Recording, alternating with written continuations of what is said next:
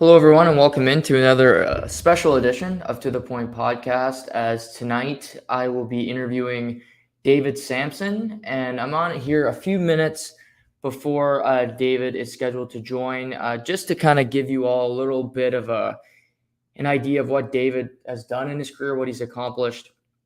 So, David originally, his stepfather Jeffrey Laurie was involved with the Montreal Expos. They own that team, and David and Jeffrey kind of set up a bunch of different things where the Expos moved to Washington. He got the team to Miami with the Marlins, and David helped get the stadium built that is currently in Miami. And of course, he is a World Series champion, the 2003 Miami Marlins, with Miguel Cabrera, who's now a Detroit Tiger, who was going to be a future Hall of Famer. He had Josh Beckett, who didn't have the career I don't think everybody thought he was going to have, but he turned out to be a spectacular player. So David's a really interesting guy. I've wanted to interview him for a while. I'm really excited to tonight. I just threw out the word excited. It's not a word I like to use, but he worked with the Marlins for a long time. He eventually sold the Marlins to a group that included Derek Jeter, and then Jeter let him go from the Marlins. And since then, he has been doing a podcast called Nothing Personal. And he's done 577 episodes, and I'm a fan. I listen every day. He's got some really interesting tidbits on management, what presidents do, kind of media relations. So I want to get into a lot of that tonight with David. He was an executive for a long time. He had some great players. He was in Miami when they had Giancarlo Stanton, when they had Christian Yelich, and those players ultimately ended up being traded after David was let go and Derek Jeter took over. But, winning and building a team, but also building a stadium. You hear about it, it's a very, it's a project that takes a long time. It takes funding. And I'm interested in hearing, those stories as well. So, there's a bunch of different things I want to get into with David, but he's going to join for about half an hour. He should be here at 7:00. And like I said, I'm just coming on here a few minutes early to kind of set up David's career. Originally, he was he's got a law degree, so he's a lawyer. He's a smart guy. And he originally was working at a law firm, then got into baseball. And I just reading up on him, I know he was a Knicks fan, and ultimately he liked basketball more than baseball. So that might be an opening question for him. Why was baseball the route that he took instead of the NBA? It would be very difficult to purchase the Knicks from James Dolan, although I bet David would have done a better job than Dolan in running a sports franchise, but nevertheless. And yeah, he's always, talking on his show about, different presidents, how they're handling media relations. So there's a bunch of things that I want, just kind of getting behind the curtain. He's no holds barred. He's not afraid to share things on his show. So hopefully he can do the same tonight, and we can get some juicy tidbits, hopefully, about what it was like working as a president, as an executive of a sports team, but also, working, setting up trades, talking to other GMs, owners, and things of that nature. And so that we're going to wait for David a couple minutes here. And, one thing I'm going to talk with David about, and this happened yesterday, and I talked about it on the show. It was that Clayton Kershaw was pitching a perfect game yesterday for the Los Angeles Dodgers. Obviously, even if you don't watch much of baseball, I'm sure you've heard of Clayton Kershaw, multiple-time Cy Young winner, one of the best pitchers in the history of the Dodgers franchise, maybe the second best behind Sandy Koufax. He had thrown 80 pitches over 7 innings, struck out 13 in the midst of a perfect game, and Dave Roberts pulled him.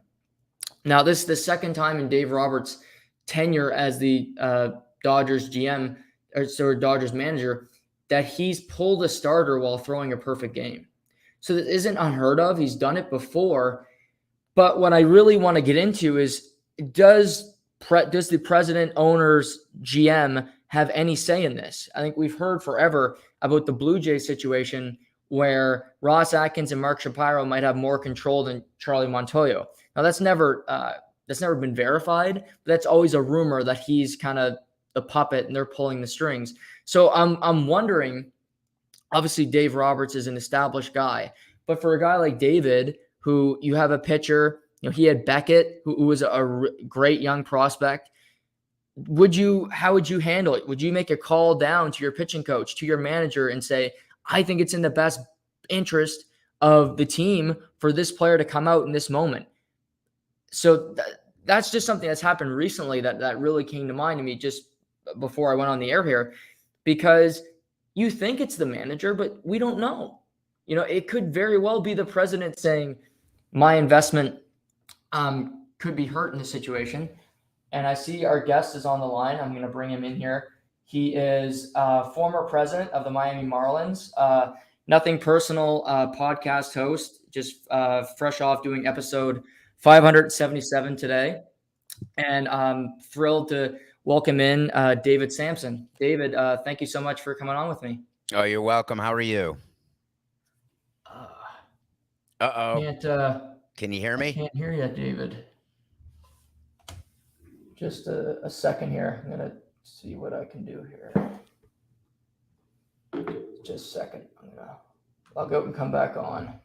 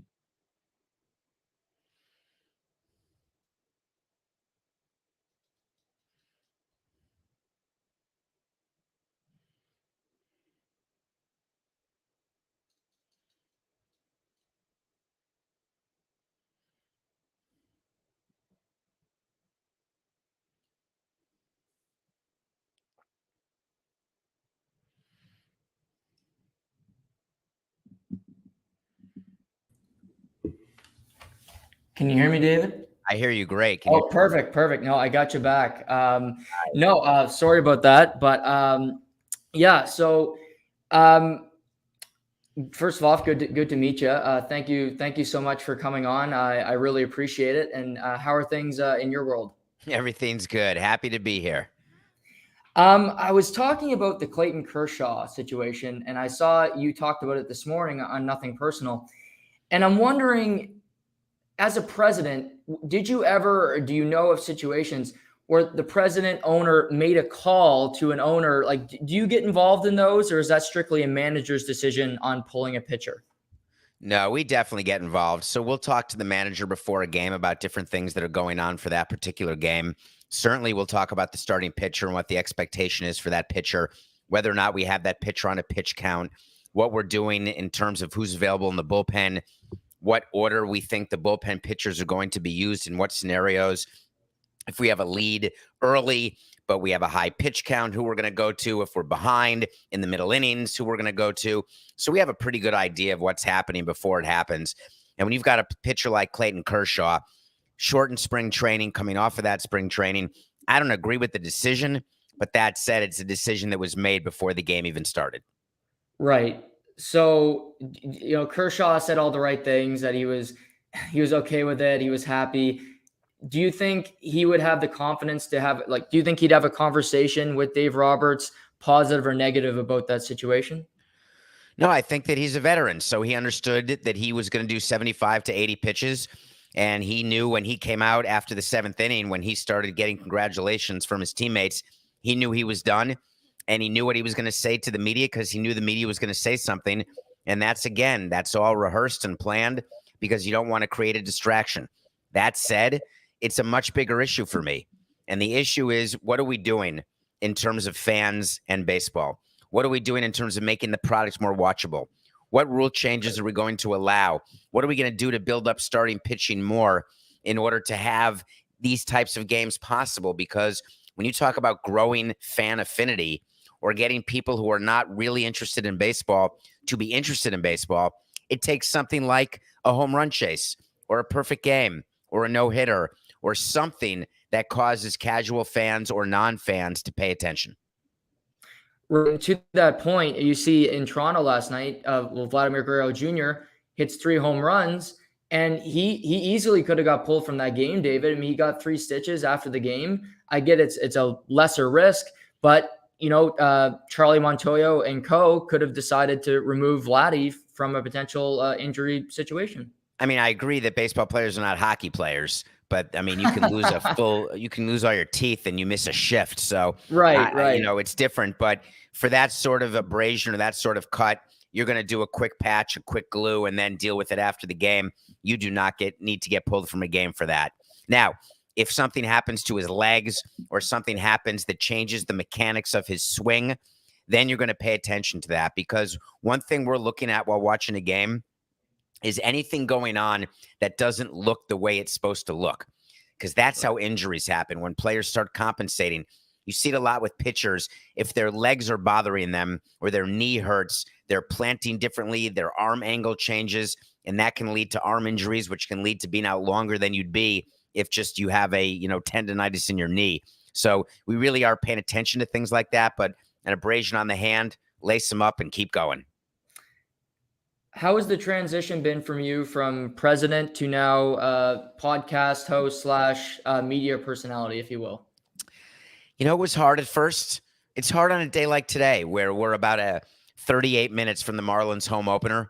So I think about it on opening day or the home opener. I think about the number of years I did it, the 18 home openers that I was a part of. So there are still things and people I miss. There's things about the game. I miss winning and losing every day. And so what I do is I do it with my podcast where I look at numbers or I look at listeners or I think about ratings and different things like that. But the competition I miss, the people I miss sort of, but I got to tell you, the transition in the beginning was tough, but I've been out of the game almost 5 years now. This is my 5th season out, and I love the new chapter I'm in. So would you ever go back into the game? No. And here's why. I did it. Right. I won a World Series, built a ballpark, sold a team. We hosted an All-Star game, World Baseball Classic. I made trades. I made signings, lost 100 games, made the playoffs. I mean, so what's left really? And plus, I can't do my job well.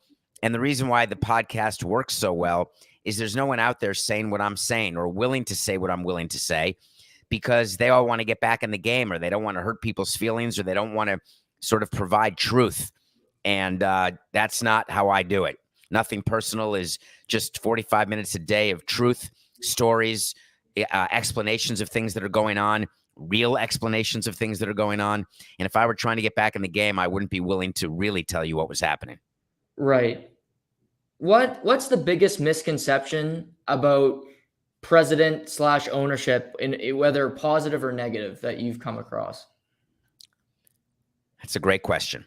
I think for me, the biggest misconception is that I didn't care about fans or care about winning. And what I tell people now is it wasn't my number one priority. I had a business to run and I had to run it in a fiscally responsible way. But of course, I'd rather win than lose. And losing bothered me more than it bothered fans. And the funny part is I knew toward the end of my career that I was toward the end because the losses started hurting more than the wins felt good. And in the beginning of my career, the wins felt way better than the losses felt badly. And when that sort of changed, that's bad, because when that happens, especially in baseball, where the best teams are going to lose 60 games, right? Let's say you go 102-60. Think about that. That means 2 months a year, every year of misery. Because when you lose a game, it's miserable. And so I think that's one misconception. Another one I think is that owners and presidents have this the glory where they just hang out with athletes all day long and they talk to players and they're just doing cool stuff. There's so much. It's a lot like Survivor, where what you see on camera, think about it, you're seeing 42 minutes a week. And if Right. you're on the show for 7 days, you're there 24 hours a day for those 7 days. And it's edited down into 42 minutes of action. So take a challenge as an example, which takes up 5 minutes of screen time or 7 minutes of screen time. In reality, that's hours where you go and then you are seeing a doctor and you're getting checked out. And then the game is explained to you. And then when he says on Survivor, he says, all right, take a minute to strategize. And then you go right into the challenge. That's not really a minute in real time. So there's so much downtime when you're on the island because 24 hours is a long time and you're not sleeping well. So I think that misconception in Survivor is the same as in baseball. There's so much stuff that goes on during the course of a day. There's no glory at all. It's just downright work and it's grinding and it's just like any other job. I wasn't going to bring this up, but I'm a big Survivor fan. And I remember your season, Kagayan, and I was honest. I was upset that you went out early because I actually agreed with your choice to take Garrett. But anyway, I won't go too into the weeds. But are you a fan of the show still? Do you watch the show? Yeah, I've never missed an episode. I absolutely love it. And I love the fact that I've been there. Again, every time there's a first boot, and there's only 40 of us. Now there's 41 of us in the entire world who are first boots for U.S. Survivor. So it's pretty cool that I'm in that club. But I think about that on the first episode of each season. I think about how it felt, and I remember it like it was yesterday. It was filmed 9 years ago this summer.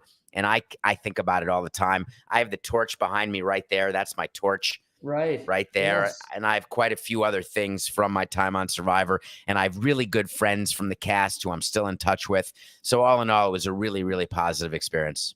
That's awesome. I'm glad to hear you're a fan of the show because that's cool. It's the greatest show in the history of television, if you think about it. I totally agree. I have never missed an episode. But yeah, that's awesome. As an owner president, how often do you go to bed worrying you're going to get a phone call you don't want to receive? Every night. But I do that as a parent, right? So I viewed the players like kids, not like children, but like my children, right? Where I worry about what's going to happen to them. I worry about all the employees. And I know that if my phone rings at night, it's a problem, right? Nothing good happens. I would always tell the players, if you're still out trolling around bars and stuff at 2 a.m, go back to your room because nothing good's going to happen, right? Any phone call you get at 2 a.m. is a bad phone call. And that really was the case during my career. I got several calls, to say the least, in the overnight hours, and it just means that something bad has happened. So I would say I thought about it every day because I felt responsible. At the end of the day, I would not be like a Mark Cuban who claims he doesn't know what's going on in his front office, or a Daniel Snyder saying, oh, I had no idea this is going on. The fact is I'm responsible for everything. And I know that if I don't know something and it's bad, I'm going to get blamed anyway. So I might as well know it. I knew you grew up a Knicks fan, but what drew you to the game of baseball? Because I know you initially loved basketball was kind of a first love, if you will.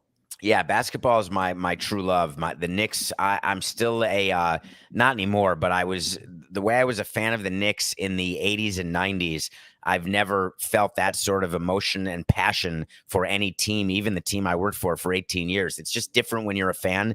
And being on the business side for 18 years, it really robbed me of my fandom. So now I'm not a fan of any teams. I watch it in a very mechanical, robotic way these days. But what drew me to baseball was just luck. It was family. It was my stepfather trying to buy a team, and I was on Wall Street, and he asked me to help him buy the team and help him run the team. That's making a pretty long story short, but I viewed it as a business. I'd run a business before, and I never really was a jock sniffer. I enjoyed the relationship I had with players, but I knew I had a job to do, and I knew that I answered to the owner. And that's what made it work. When he was both my stepfather, and after his divorce from my mother, he was just my boss for the last 14 years of my career. And I knew that I answered to him. I worked for him, and we all have bosses if we're not owners. So being in Wall Street, kind of growing up the way that you did, was it easy to separate kind of business from personal with players and different people in management? Yeah, very easy. And I had and have really good friends who I worked with, whether it was Larry Beinfest or Mike Hill, PJ Loyello, just many people in the front office who I'm very close to and close to this day. And I was always very careful. And it worked this way with Jeffrey Lurie, the owner. When we had a conversation, we made it very clear from the beginning of the conversation, is this about family and personal? All right, then I am your stepson, or I am the son of your ex-wife, or we're talking about my sister, whatever we're doing, that's personal. We're not talking business. Or Right. are we having a conversation where I'm the president working for you as the owner? Then that's not family, that's business. And I was very much that way with the people with whom I worked, whether it was the GM or the president of baseball ops or even the CFO. If we were doing something socially, something fun, we're in Vegas or whatever we're doing, we would make it very clear, hey, this is personal time. But then if a call comes in and you've got to switch over to business, you switch over, and then the dynamic changes. How difficult is it to deal with agents? It's one of the great necessary evils of all time. There are a few agents who I really enjoy dealing with. Like Giancarlo Stanton's agent is a guy named Joel Wolf, who's just a really good man and really good at his job. I enjoyed the intellectual banter, the back and forth that we would have during the course of our careers. There's some agents like Scott Boras who I don't enjoy in any way, personally or professionally. I find the way he operates to be suspect. I don't believe a word he says ever, and I'm not sure anyone else does either. So I understand agents have a job to do, and I always respected the job that they had to do. And I was able to separate my personal feelings because I had to do business with Boras, and I did. But I would say that being an agent is really hard because for a lot of it, you're like a babysitter. You're trying to make sure your player doesn't get in trouble. You're trying to make sure your player doesn't get poached by another agent. So again, that's another job where the glory is not what you think. You're not just cashing checks all day. You earn that commission. Being in Miami for as long as you were, do you think it's a good sports town? No, I don't. And here's why. There are many, many towns where if you're not a winner, you're not going to be supported. I get that. And Miami's no different. When the Dolphins win, everyone loves them. When the Heat win, everyone loves them. People forget that when Shaq left the Heat and they weren't good for a couple of years, the Heat actually curtained off the upper deck. When the Marlins are in the playoffs, they sell out. When they stink, they draw 5,000 people. And there's a ton of cities like that. So that's not the difference. The problem with Miami is geography. There are so many teams around this country that can draw from hundreds of miles away in every direction, like in a circle. But Miami is in such a place that there's water to the west, there's water to the east, and you have to draw north-south. So it's really hard for people. No one's driving from Orlando to go to a Marlins game. And the other issue with Florida is that all the demographics that people talk about and all the numbers of people who live there and how great it is, a lot of those people are there for tax purposes. A lot of those people spend 6 months and 1 day in Florida so they can be state residents. And nobody wants to be in Florida during the summer because it's so hot. So one of the things about Miami and the problem the Marlins have drawing, there's just not that group of people that corporate base that exists in other cities. So it's for those reasons why I think it's not a great sports town. You were a big part of building, getting a stadium built in Miami. And I think fans just think, well, okay, we're going to pay some money. We'll build a stadium, quick fix. But obviously it takes a long time, many, many years to get it done, to go through all the hoops and everything. How difficult is it to get a stadium built? I can't think of one team president who was intimately involved in getting a ballpark built who survived to tell about it. And what I mean is you get tremendous battle scars. It took 10 years in Florida for me to get a ballpark opened. Wayne Huizenga, the owner who started the Marlins, tried and failed. John Henry, now the owner of the Red Sox, tried and failed to get a ballpark in Miami. And we succeeded, but it took much longer than we thought it would. And the whole process of making a public-private partnership, and you're reading a lot about it now because Oakland and Tampa are looking for public financing. The Buffalo Bills just got a huge amount of public financing. So I think that people do not realize how difficult it is to make a deal like that. And it takes a lot out of you in a lot of years. And you've got to be committed and you've got to be willing to be unpopular. That's one of the big things. I was never worried about not being liked. I wasn't running for public office. It didn't bother me what people would say about me. I didn't pay attention to all the negative things people would say about me. And I was able to do that because I also didn't pay attention when people said positive things about me. So I was able to just ignore all the noise and do my job. Do you take more appreciation? Do you take more just, I guess, are you happier with getting feedback positively on your podcast more than you were as a president now? It's funny. I leave that to my producer, Matthew Coca. I don't pay much attention because there's people who like it. There's people who don't, but I know that it's grown tremendously. I'm aware of how many people listen to it. And I'm aware of the fact that I love doing it every day and it's now a part of people's day. And I take that amazing responsibility. It's like giving a speech in Yankee Stadium every day, right? So I have to be ready and I prepare. I like to tell people it takes a lot of preparation to look unprepared every day. Right. True. I can vouch for that. So going into a season where you're not going to be very good. You mentioned you did it all. You lost 100 games one year. How difficult is that knowing you have to go through 162 games of, failure, if you will? So it's only difficult the last 2 or 3 months when you're out of it, because the first 2 or 3 months you can delude yourself into thinking, hey, all we got to do is win 7 out of 10 and we're only 5 games under 500. Then we gain a game a week and all of a sudden we're at 500. Once you're at 500, you never know. You could sneak in as a wild card. So you really do delude yourself, but then you're also focused on other things, because no matter whether you're in first place or last place, you start planning for the next season during the season. So come June, July, you're already budgeting and preparing for the next season. So there's always the future to look forward to. But there's no doubt when your team is on your way to losing 95 games, you still have the competitive juice because you want to win today. And you want once you win today, you want to win the next day. Or if you lose, you say, I want to win the next day. So you find different ways to motivate yourself. You find pleasure in the fact that young players are getting better, or they're doing things that you like, that you think will help your team going forward, or that you're just doing something off the field with your ballpark or with corporate sales, or you're selling tickets or whatever you're doing. So I always found ways to keep working and keep positive. But no doubt about it, when you have a bad team and it's August and it's hot and you're tired and grumpy, it's not easy. Right. Through all your time, what do you think, what does it take to become a really good sports executive? It's a great question. I think the first thing, the biggest mistake people make, everyone contacts me over the course of all these years. I want to get into sports. I want to work for a team. And 99% of those people don't understand what it means to work for a team. They assume that it's going to be hanging out with players or watching batting practice or watching games. 85% of your employees leave before a game even starts.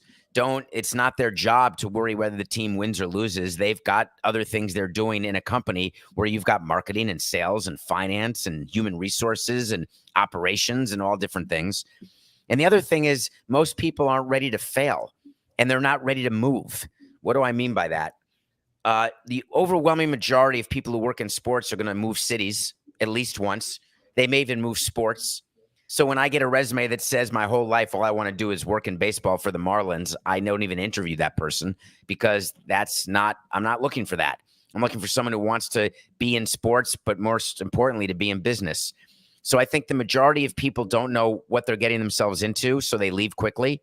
The other majority, when they get in, they don't like it, so they leave, or they're not willing to be persistent. So when they don't get the job they want, they switch careers immediately, and then they never get a chance to see if they even like sports.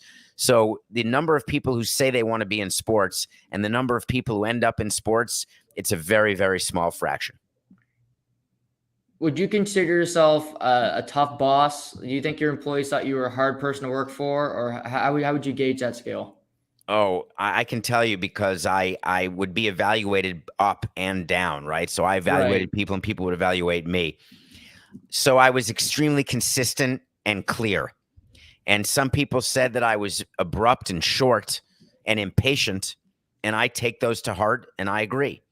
But I also wasn't the type who would say on a Tuesday, I want X. And then on Wednesday, I'd get X. And I'd say, wait a minute, I really wanted Y. Those types of people are impossible to work for because you never know what they want. You never know if you're doing the job. So I think people who work for me would say he was very clear about what he wanted, and he was very willing to admit when he was wrong and very willing to admit that it was time to change plans. So I would say that the majority of people would say that I fostered a family relationship within the front office and between the clubhouse and the front office and inside the front office and amongst departments, because I wanted people to work as hard as I was working. And that's the other thing. I never let people, I would never ask people to do something I wouldn't do. Right. What was the most difficult trade of your career with the Marlins? Oh God, it's a tie, right? Trading Miguel Cabrera was just brutal, but I knew we had to, or we didn't have a stadium and we wouldn't be able to sign him long term. And we got two of the top 5 prospects in baseball. I mean, it was a great trade when it happened. It just didn't work out. And then knowing that the new ballpark didn't work and we didn't draw and we didn't win and we did that big trade in Toronto, I knew it was a good baseball trade because our baseball people loved the trade. But I was very upset that all of the years of planning to get to the opening of the ballpark and then to have it fall apart and to have to make such a drastic change, that made that very difficult. And I traded who was a good friend in Mark Burley, who I've not spoken to since that day. And that's one of the great regrets in my career. Do you think he's a Hall of Famer? You know, it's funny with the numbers change the way they are. He very well could be, but I do not think he will be. But Yeah. he certainly is a Hall of Fame person, that's for sure. And he was really good. He was really good, but just not quite a Hall of Famer. And that's not to say anything against. You know, he's on the ballot, but I don't know that he'll get to 75%. The World Series year. You mentioned. I always hear you mention on Nothing Personal, even tonight. Expectations, and you're thinking, okay, we're gonna win 75 games. We can sneak in as a wild card. Going into that season, what were the internal expectations for the Miami Marlins? We thought the trade we made to get Pierre and put Pierre on the top of the lineup with Castillo and signing Pudge, we thought he had something left in the tank. We said if the young pitchers hit it and if they actually come through, we have a chance to be decent. We did not expect Dontrell Willis to be the superstar he was that year. He was a throw-in in a trade the year before. That's it. Literally, it was a throw-in from the Cubs. So anyone who takes credit for bringing Dontrell to the Marlins, they're lying to you. He was literally just a throw-in. We took him because he was a lefty. And so everything had to hit right. And we ended up firing our manager in May when we were terrible. But we fired Jeff Torborg because he just had run his course with the front office, and it was time to get rid of him. And we just brought in Jack McKeon, never had met him. He was suggested to us by our traveling secretary, and we met him. And we just said, you know what? This could work. Why not? And it worked. And it's funny because we then spent the next 14 years chasing that feeling. And that's what everybody does when they win a World Series. I used to think that all I wanted was one World Series because there's so many people. Bud Selig, the commissioner, owned a team for 30 years more and never won a World Series. So many people. Andre Dawson had a full career, never won a World Series. So many players and executives never win a ring. And I thought, if I could just win a ring, that'd be the coolest thing ever. But there's no way. Then we won it in 2003. And I'll never forget, under a week later, I said, you know what? Now we got to win a second. And for the next 14 years, we tried and failed.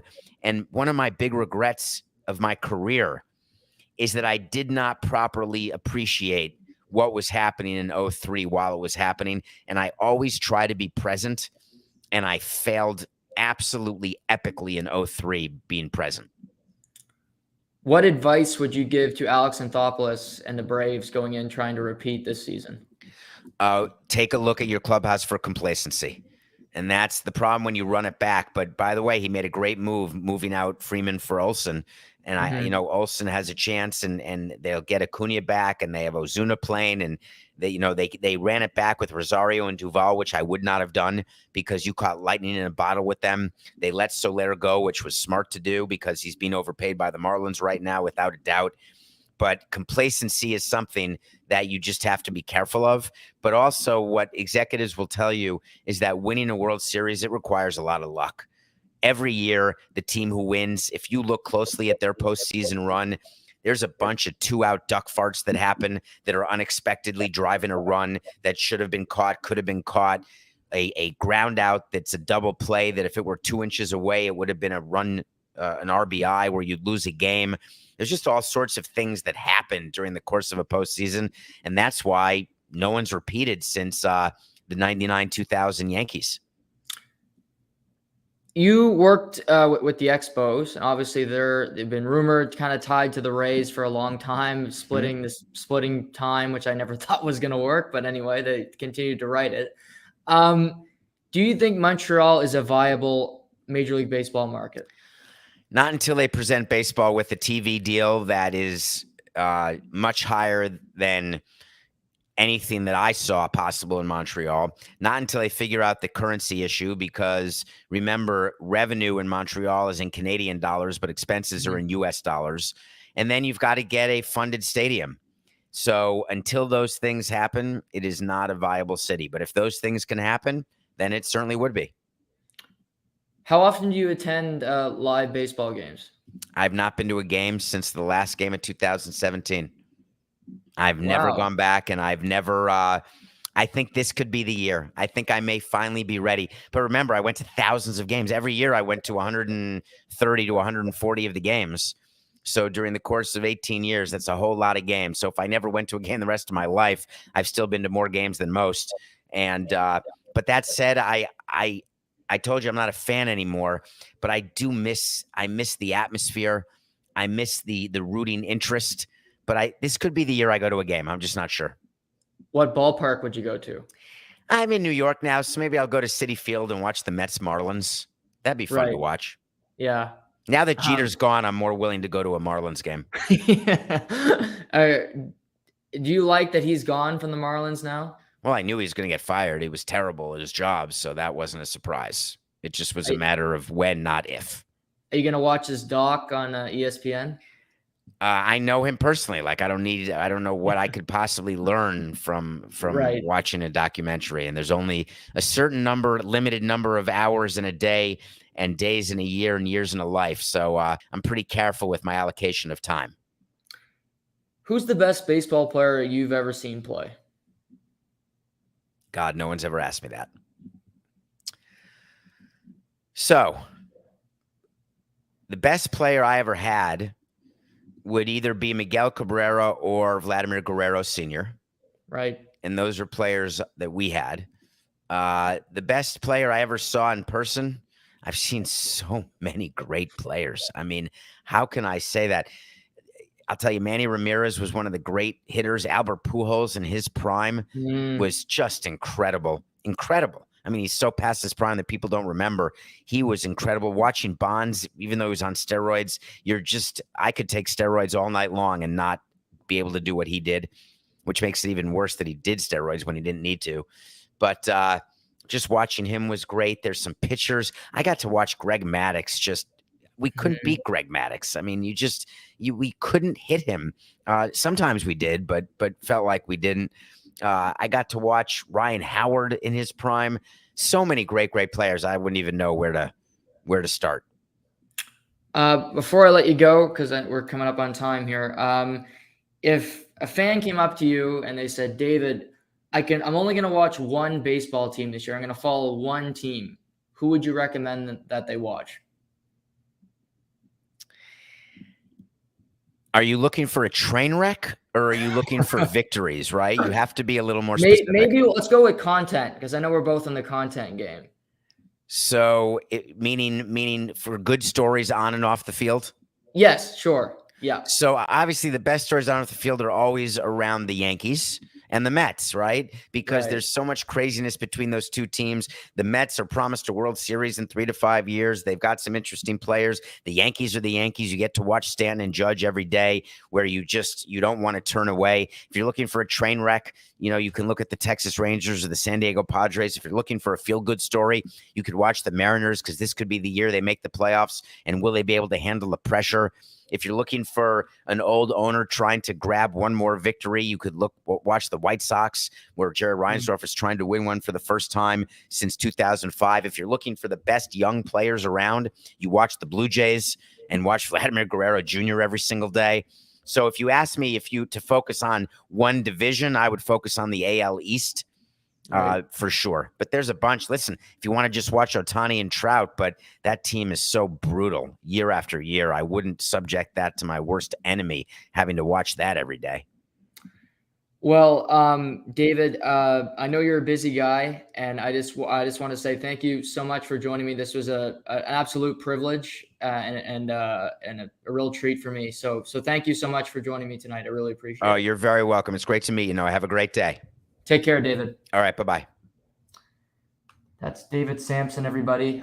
Thank you so much to David for joining me. That was a really cool experience. I hope you guys enjoyed the interview. I'll be back possibly tomorrow for Good Friday, but I'll be back before you know it. But yeah, just kind of gonna process that right now, because that was a lot of fun. But I hope everybody has a great Thursday night.